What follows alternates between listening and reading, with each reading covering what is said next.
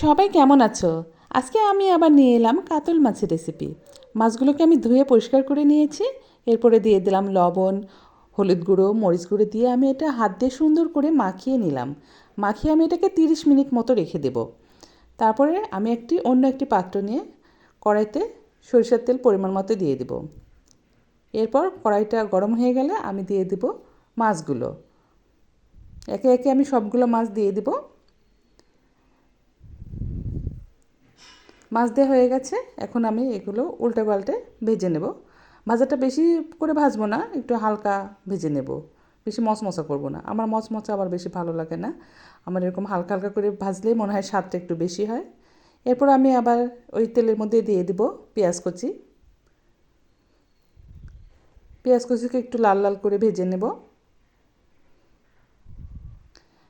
একটু বাদামি কালার হয়ে এলে আমি এর মধ্যে দিয়ে দেব 1 চামচ রসুন বাটা, 1 চামচ জিরা বাটা, 1 চামচ আদা বাটা, 1 চামচ মরিচ বাটা। সব উপকরণ দিয়ে আমি এটাকে ভালোভাবে কষিয়ে নেব। এরপর আমি দিয়ে দেব পরিমাণ মতো লবণ,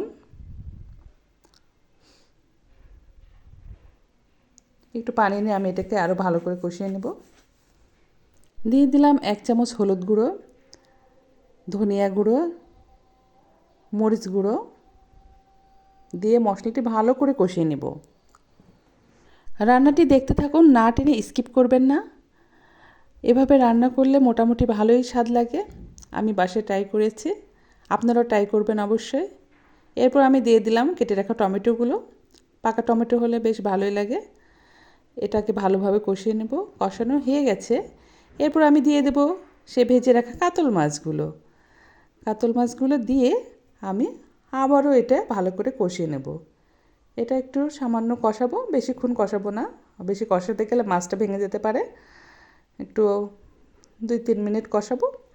কষিয়ে আমি এটাকে পরিমাণ মতো পানি দিয়ে দেব।